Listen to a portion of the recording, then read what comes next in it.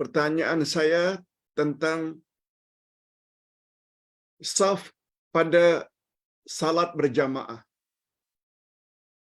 Bunyi pertanyaannya. Saf pertama dalam salat berjamaah sangat afdal. Betul? Sehingga layak mendapat salawat Allah dan salawat malaikat orang yang berada pada saf yang pertama. Betul? Apakah maksudnya saf pertama di belakang imam bagi laki-laki yang mendapat kelebihan itu? Atau juga saf pertama daripada kaum wanita yang berada jauh di belakang imam? Apakah mereka juga akan mendapat kelebihan salawat Allah dan salawat malaikat? Okey, itu jawaban. Itu soalannya.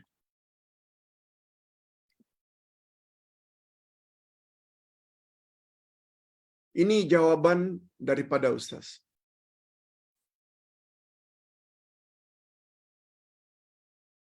Salat berjamaah memang lebih afdal dari salat sendiri-sendiri. Sebab Nabi bersabda, salatul jamaah afdal min salatil fadzi bisab'ah wa ishrina darajah. Salat berjamaah lebih afdal dari salat seorang-seorang 27 derajat. Ada riwayat 25 derajat. Dan bila salat berjamaah biasanya ada saf di belakang. Dan saf disuruh lurus dan rapat. Nah, apakah ganjaran orang-orang yang berada di belakang imam yang dipanggil dengan makmum itu sama? Jawabnya tidak. Saf yang pertama lebih afdal daripada saf yang kedua. Begitulah seterusnya. Nabi Muhammad sallallahu alaihi wasallam bersabda, tolong dengar.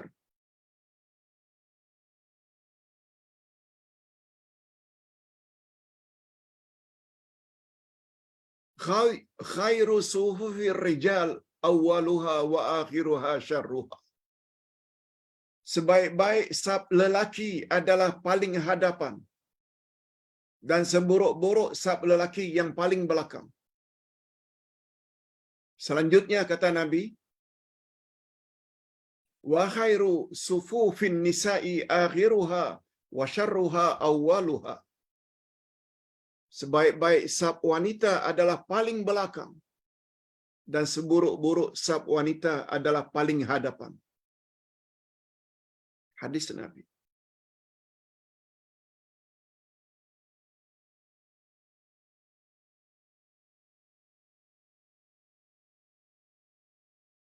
Jadi macam mana maknanya Pak Ustaz? Oleh ulama fiqh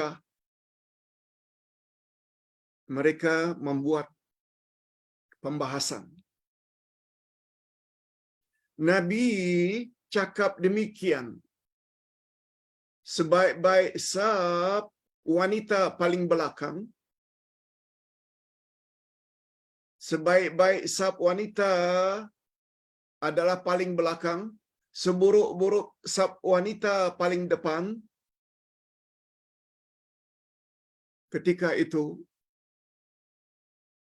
antara saf lelaki dan wanita tidak ada tirai, tidak ada tabir,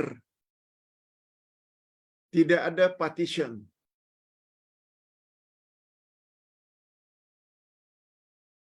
Dikatakan saf wanita paling belakang, maknanya mereka lah yang paling selamat daripada fitnah, karena tak ada partition, tidak ada batasan. Tapi kata ulama fiqh, setelah hari ini ada partition, setelah hari ini ada tirai pembatas antara lelaki dan wanita sehingga lelaki tidak dapat melihat saf wanita kecuali dibuka sedikit.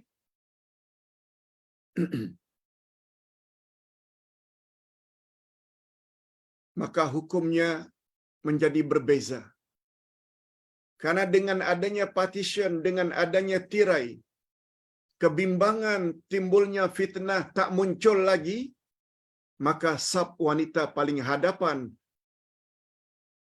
adalah lebih afdal. Saf wanita paling hadapan adalah lebih afdal karena mereka lebih dekat dengan imam. Walaupun saf laki-laki lebih dekat. Tapi untuk wanita kan tak boleh campur. Bagi pandangan ustaz, bila ada tirai, maka apa yang dijanjikan oleh Allah, Allah akan beri selawat juga malaikat kepada orang yang berada pada saf yang pertama, bukan terbatas untuk saf lelaki saja, tetapi juga untuk saf wanita yang paling hadapan. Rasulullah bersabda dalam bab fadilat saf yang pertama, innallaha wa malaikatahu yusalluna 'ala safil awwal. Sesungguhnya Allah dan para malaikat bersalawat ke atas orang-orang yang berada pada saf yang pertama. Sama ada saf pertama laki-laki atau saf pertama wanita. Wallahu a'lam. Itu soalan yang pertama dan jawabannya. Yang kedua, Pak Ustaz. Saya dan kawan-kawan ada sesi tadarus baca Quran secara bergilir. Niat kami buat tadarus adalah untuk sama-sama cek bacaan. Bagus? Bila salah ditegur, salah ditegur. Kemudian kami extend kepada baca tafsir dan terjemahannya bahasa Melayu.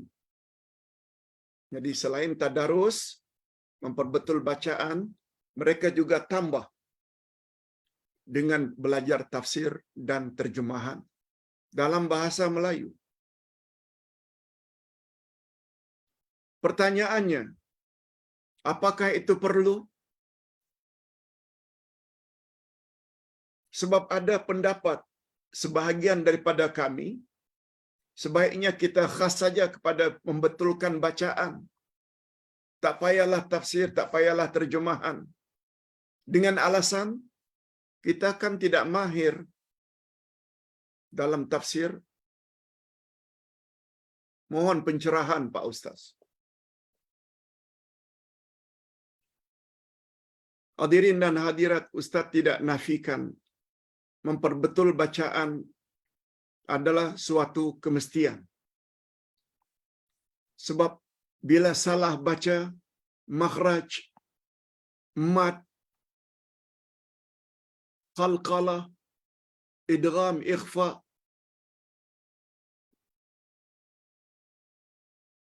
boleh salah pula maknanya. Ustaz tak nafikan. Ilmu tajwid itu perlu.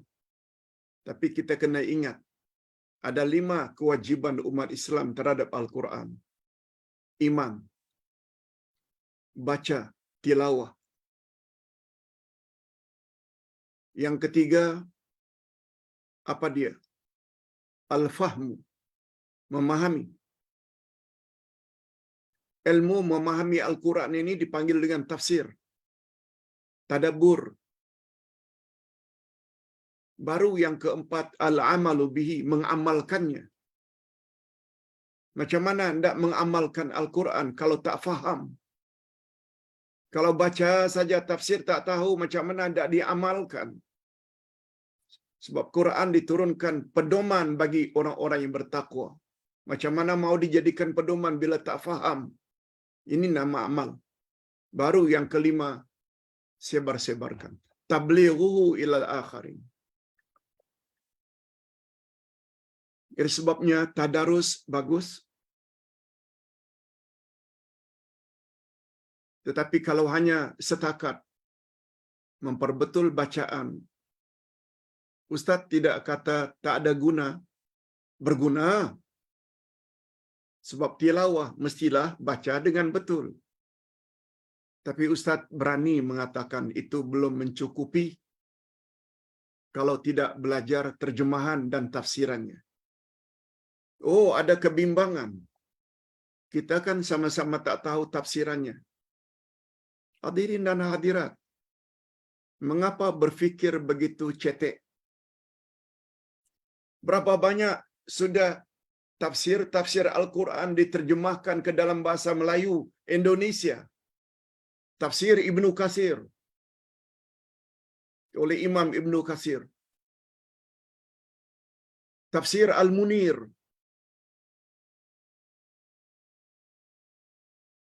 oleh Wabah Al-Zuhaili. Tafsir Al-Maraghi oleh Syekh Ahmad Mustafa Al-Maraghi.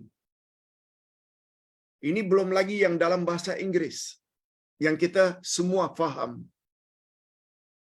Mengapa tak gunakan itu? Beli pakaian, beli tudung mahal-mahal boleh. Beli tafsir itu hanya berapa puluh ringgit saja, tak boleh. Tafsir Al-Furqan, Ustaz sudah tafsirkan 18 juzuk, 1 hingga 17, dan terakhir juz 30. Mengapa tidak ambil panduan yang Ustaz tulis dalam bahasa Melayu Indonesia, mudah difahami? Jangan tafsir sendiri. Gunakan kitab. Ringkasnya, orang yang membaca Al-Quran dapat pahala. Tapi bila baca Quran diikuti dengan terjemahannya yang di sebelah, fadilatnya lebih banyak. Tapi terjemahan sebelah itu terjemah harfiah. Literal translation. Kita perlu satu lagi terjemahan namanya terjemah maknawiyah. Itu dia tafsir. Yaitu penjelasan dengan lebih luas untuk kita jadikan sebagai pedoman. Ini pendapat Ustaz. Jangan batasi hanya membaca Quran dengan betul saja. Tak cukup. Kita perlu tahu tafsiran ayat. Tak tahu, belajar. Tak ada guru yang belajar. Beli buku, kitab. Telaah bersama. Tak faham, kita ada guru, boleh tanya. Nah, yang terakhir. Bagaimana hendak tukar dhamir atau kata ganti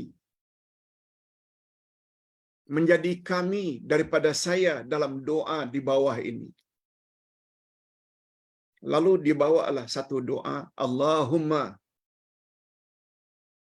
ma asbah baha bi min ni'matin au bi ahadin min khalqik faminka wahdak la syarika lak falakal hamdu walaka syukru.